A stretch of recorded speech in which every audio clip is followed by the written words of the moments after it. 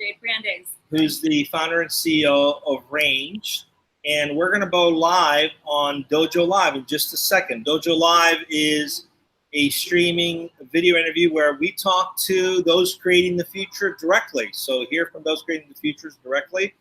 And I have my co-host and co-producer waiting for us to go live on DojoLIVE. If you want to look at us on DojoLIVE, you can find us on dojo.nearsoft.com. And that's where we're going to be. So, Carlos, are you ready for us to go live? Yeah, actually, I just hit the broadcast button, so I guess we're live. We're live now. Yeah. We're live on DojoLIVE today and also on LinkedIn. It's 1 o'clock. Let's have some fun with it. Let's have some fun. So as I mentioned before, we're here with Jade Brandais, who's the founder and CEO of Renge. And we're at Expert Dojo in Santa Monica on a beautiful sunny day in California. And we want to learn everything we can about you, about your company, and what you're doing. So maybe let's start with you telling us a little bit about yourself, how you got here. Yeah, absolutely. Hi, I'm Jade. I'm a SoCal native, so that's always nice. It's nice to be able to do, interviews like this outside, get out of the office. We're actually a few feet away from the beach, which is kind of cool. But I started off with an entertainment background, so I worked in production, mostly behind the scenes, producing and line producing. And a lot of working in entertainment is a lot of networking and meeting people, and it is always, especially in the independent side, which is where I've worked for a studio, always trying to find my next job, which if anyone's done any freelance or gig work, that is one of the toughest things to do. And that's one thing that they don't teach you in school, is how to get your next job. And an independent film that can be as soon as 3 days or sometimes in 6 months.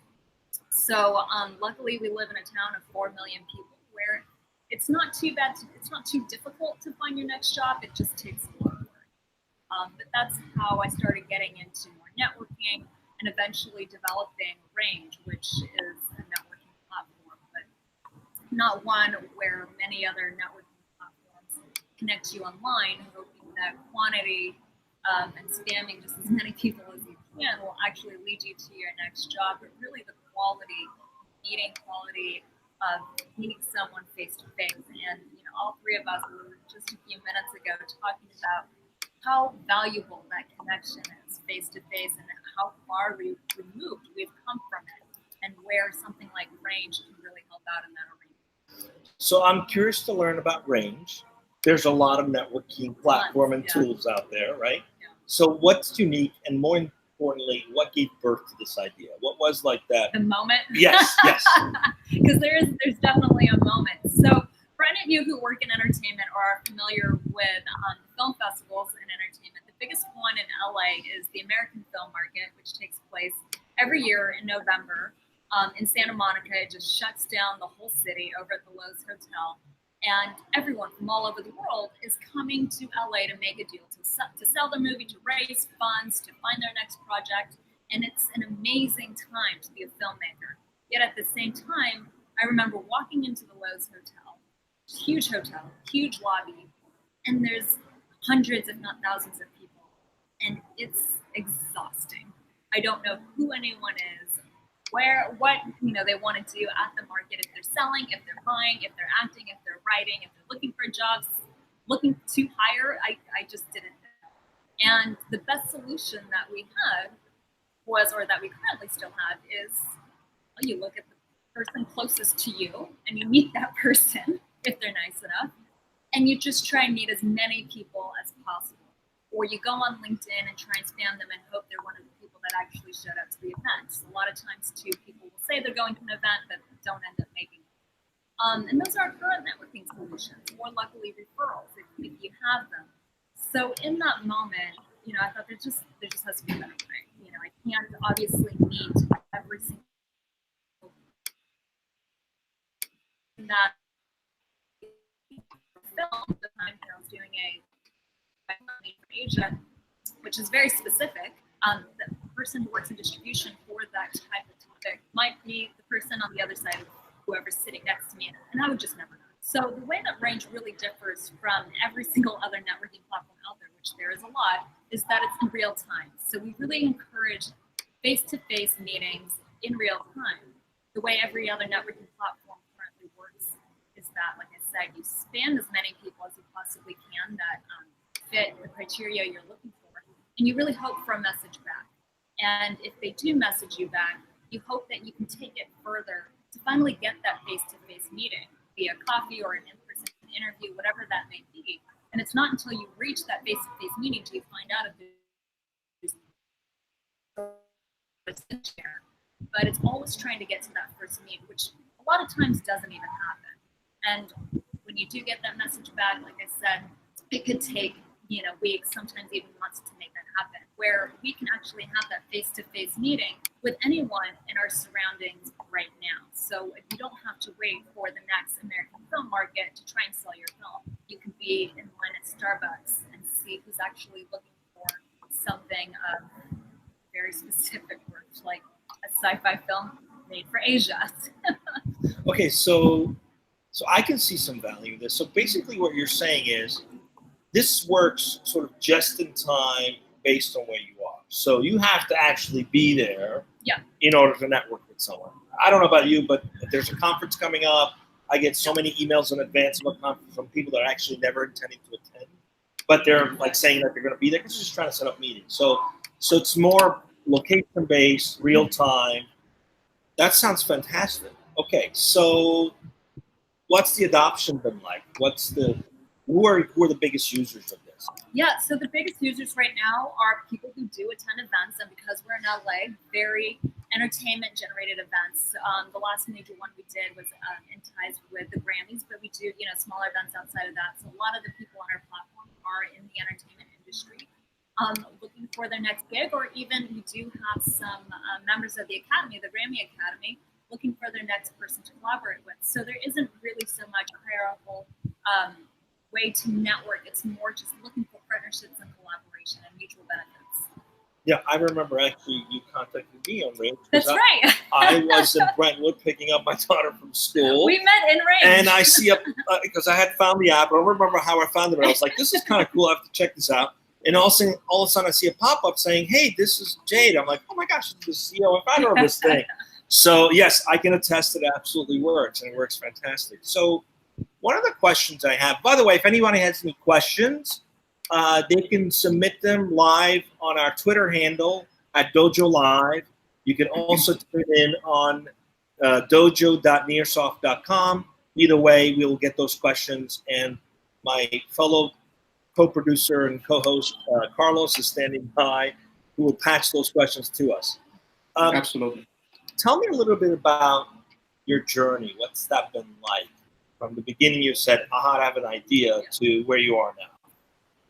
Yeah, it's really interesting because just depending on who I relate this to, you either, people get it or people are a little slow to understand. And that's been probably the biggest journey, is understanding the psychology behind networking. From the people that are extroverts, that are very outgoing and seeing this more as network efficiency, to the people who are a little bit more introverted and use this as a tool to help them go out and make the first move. So it solves quite a few problems just psychologically when meeting new people. There's a lot of times that approach anxiety, where with something like Range, you're in person, instead of trying to awkwardly make eye contact and hope that they make eye contact back with you and are really open to meeting with you, and then hoping that your intentions are on the same page, Range really alleviates that kind of stress, because you can see right off the bat who's in your area, what they're looking for, what they're offering. You simply double tap on their profile to meet up in person, and if they receive a request, then you can meet in seconds. So we've seen just that range of how people really interact with each other, and that's kind of been one of the most fascinating parts of this journey, is realizing, of course, not everyone's like you. Not everyone is willing to go to AFM and try and meet as many people as possible, and are very extroverted. A lot of people will stay at home and kind of hope for the best, or spam people on LinkedIn kind of from the safety of their computer in their own home. But really, we encourage everyone from introvert to extrovert to even just go out to your local coffee shop and see who's there. So would you say it's a business social platform that encourages face-to-face interaction? Absolutely. Okay, cool. So, how do you make money on this?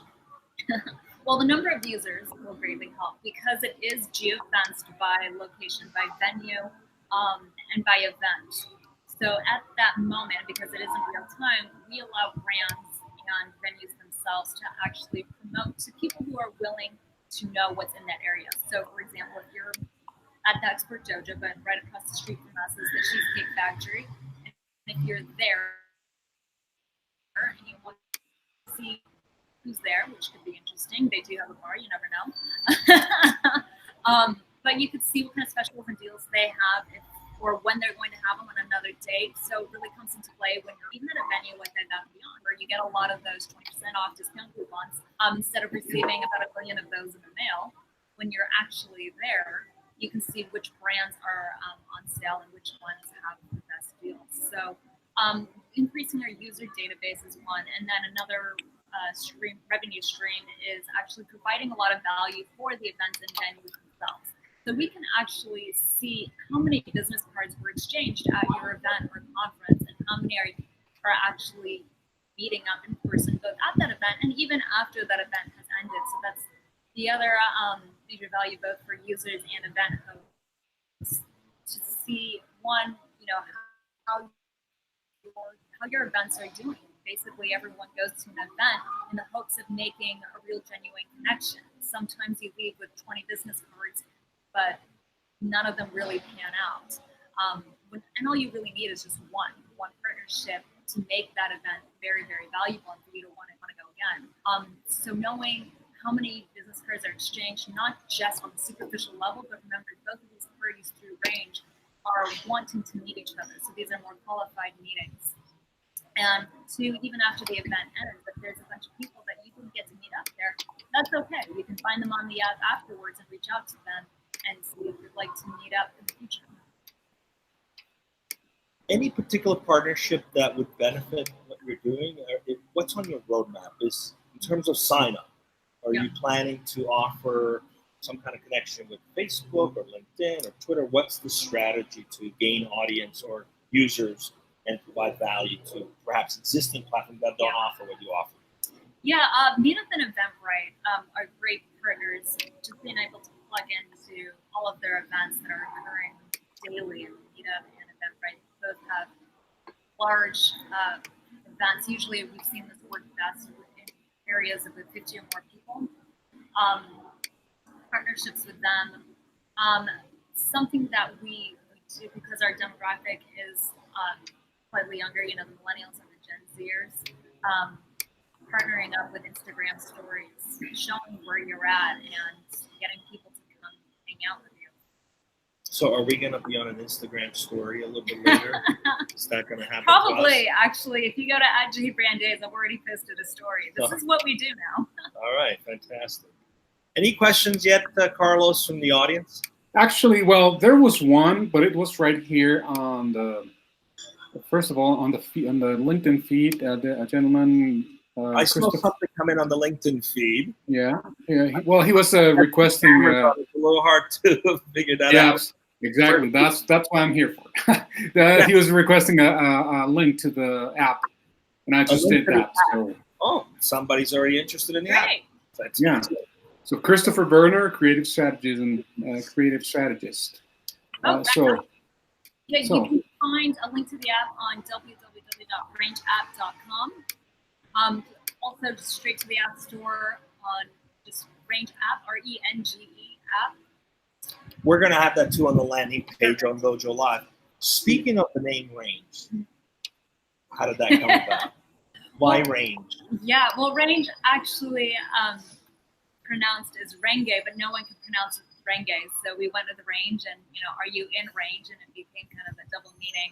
Okay. But Renge actually means lotus, and a lotus flower is known for the simultaneity of blooming and producing seeds at the same time. And that represents cause and effect.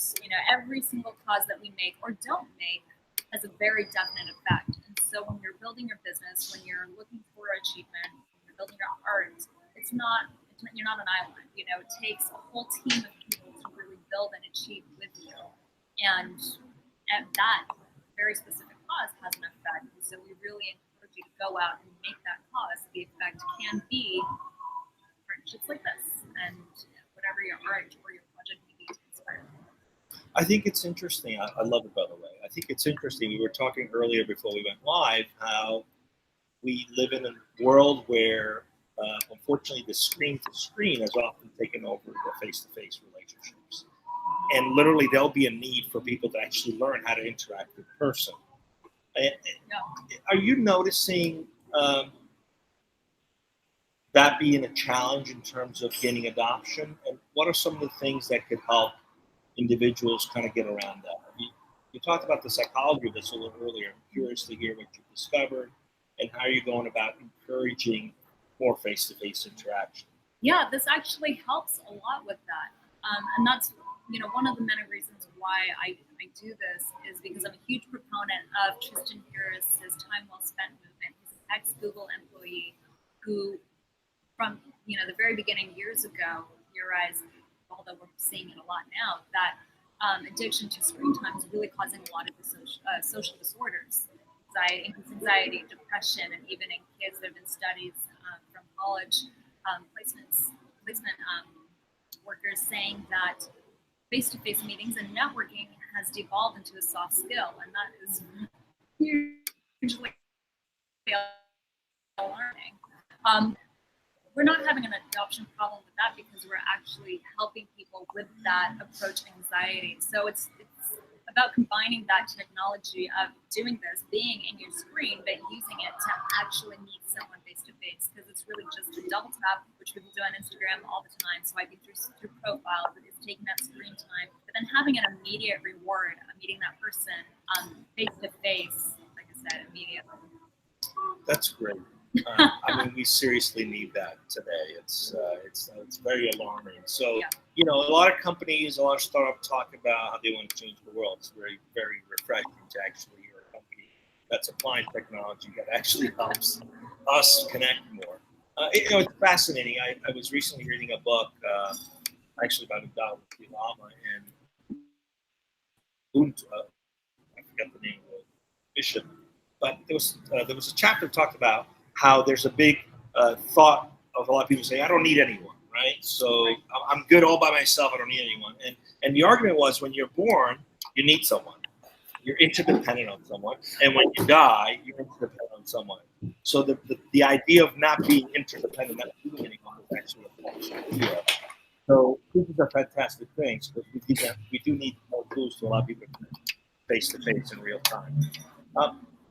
In terms of where you are now and a leapfrog moment, what would that be for you in terms of significant growth and opportunity for growth? What would that look like? Fast forward 5 years. How do you want this to look? I don't know, maybe 6 months. Let's start with 6 months. I was like, well, we've saturated the LA market and we're ready to move nationally. But in 5 years, in 5 years, I hope to really see people go back to the basics of human interaction. I hope that, we've seen this incline of more depression and anxiety, and hearing things about college students networking as a soft skill, and seeing that on the decrease, just to see those numbers go down, or maybe even plateau, just depending on where we're at. But as long as those numbers stop going up, then we've really succeeded as a company. As far as growth in the next 6 months, like I said, you're in the LA market. Feel free to download Renge, see who your neighbor is. Not necessarily at home, although if you don't know your neighbor at home, you should maybe ask for a cup of sugar and get to know them. But anywhere you go. So let's rewind a little bit from when you started this. If you were looking at this business and everything you've learned, what advice would you give to yourself looking from the outside? That's a really good question. So many things. Probably the biggest piece of advice is don't listen to everyone. Because I was a new entrepreneur, this is the first startup, I come from the world of entertainment production. There is a lot of things that carried over, like management and production, and getting things made off from the ground up with a very small budget to start. But everyone has advice to give me, and at the beginning, I was taking as much of it as I could because I was so new to this business, and realizing that a lot of people had conflicting advice, and so learning well into the company to listen to my own mission and to take people's advice and heed it, but not necessarily get lost in it. So would you say that trusting your sort of self and also your passion trumps hearing out everybody, naysayers and a bunch of other people have opinions? Yeah, absolutely. I think remembering your mission and why you do this is the number one thing you should listen to. It doesn't mean that there's a lot of really great advice that I've taken and it's helped me grow tremendously, but not to feel so bogged down. Amazing lessons. So, Carlos, any questions from the audience? Any additional questions? You're our eyes and ears today. Absolutely. Yeah, well, we have one question actually, and this question is coming internally, as a matter of fact, from one of our fellow teammates here in Mexico City, Cuauhtemoc. So we have a question from the internal here at Nearsoft. Yes. I'm just repeating for the LinkedIn feed. Okay. Yeah. Here it is. Well, how do you go? This question is from Cuauhtemoc. How do you go? Excuse me. I'm sorry. How do you go about deciding who to integrate and partner with and why? How do you go about, I'm sorry, repeat that? Deciding who to integrate and partner with and why. Okay, how do you decide who to integrate with and who to partner with and why? How do you make those decisions? Well, first is the demographics. So something like, Meetup and Eventbrite, and where we're at as a company right now. So Meetup and Eventbrite both have a huge, LA demographic of people who are essentially the lowest hanging fruit. These are people who are already going out, wanting to meet people, going to events, wanting to network. So that partnership is the first one to see on the horizon. And then why is, like I said, demographics. They're the market that they have that we can plug into that would make the most sense for Renge. And of course, their location. Great. Any other questions, Carlos? No, not yet, Tulio. I'm just reminding everybody that they can send us your questions. And guys, if you're listening internally at Nearsoft, just remember you to send me your questions on Slack, and I'll just read them here for Jade to answer. DojoLIve. And of course, Twitter at DojoLIve. Great. I can't see anything because I had to take my glasses off because they were dark. How much time do we have left, Carl? We got 8 minutes. 8 minutes, great. So that's good. So one of the things that we often hear from entrepreneurs is the courage it took for them to go in this direction, to actually become an entrepreneur. Can you tell us a little bit about that? Anyone who's sitting on the fence thinking about, hey, I'm in film or I'm in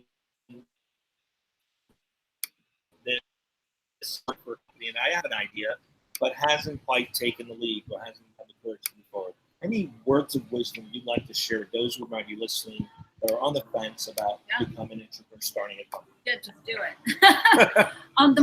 Just do it. The thing is, the more you think about it, the longer you're giving yourself not to do it. So the second you dive right in it, financially it makes sense for you. If you're doing it part-time, especially if you're doing it part-time, if you still keep your day job, in those moments outside of your day job, to really go for it, then do it. There's nothing else holding you back except for you. I remember when I still had my day job and building this, I'd be on set and in between takes, I'm making calls on the computer. I'm doing everything I can to make most of those times that I had outside of trying to make money to start this. So my biggest advice is it's not going to get easier the longer you wait. Okay, but I heard something there in between, which is you've got to be willing to hustle. Mm-hmm. It's a hustle. Yeah. And you got to put in the time and the effort. Yeah. How did you go about finding a technology co-founder? I mean, you're not an engineer by trade. How did you go?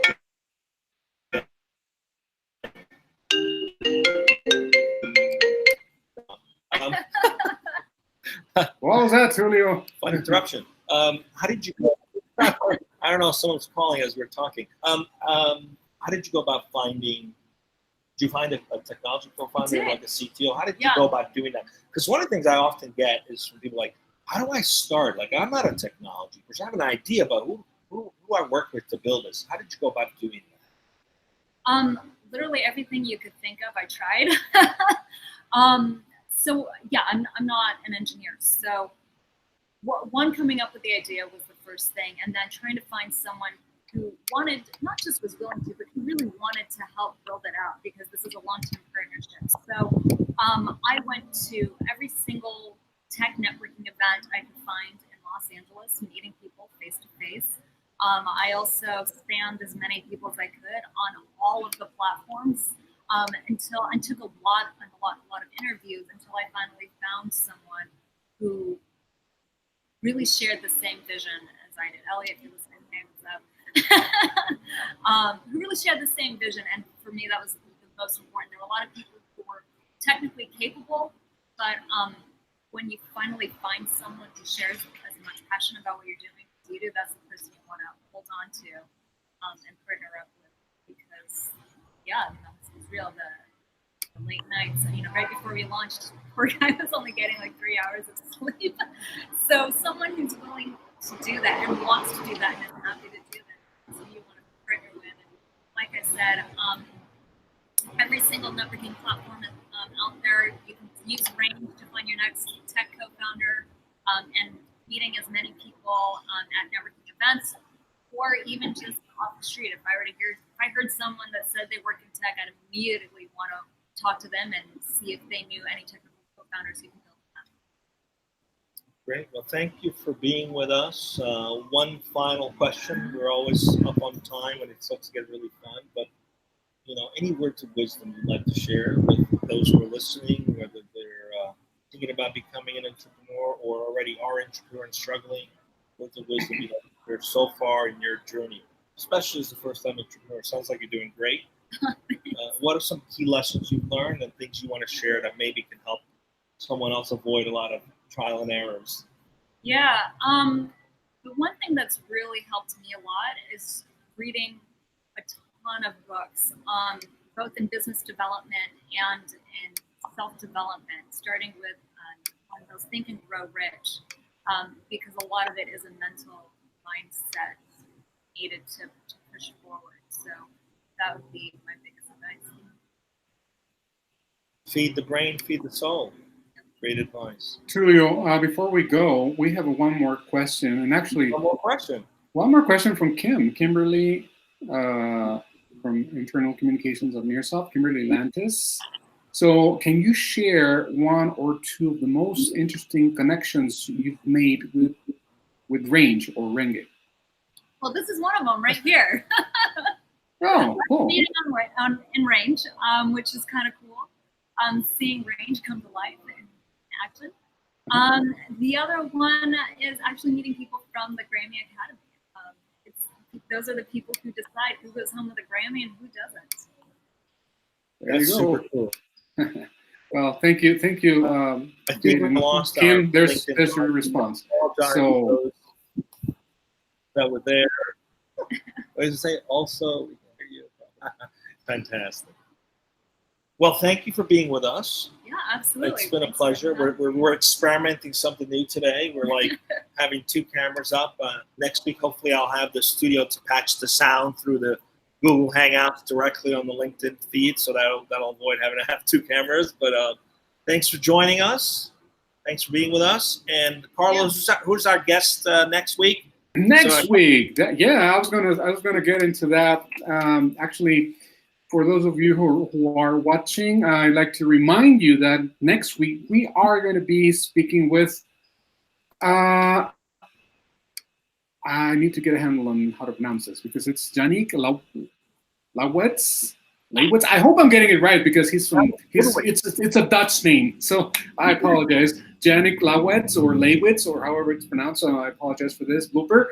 But he's going to be the founder and CEO. He is the founder and CEO of Luggage Hero, which is a travel tech company with operations in the U.S. and Europe. So that's what we're going to be speaking with him.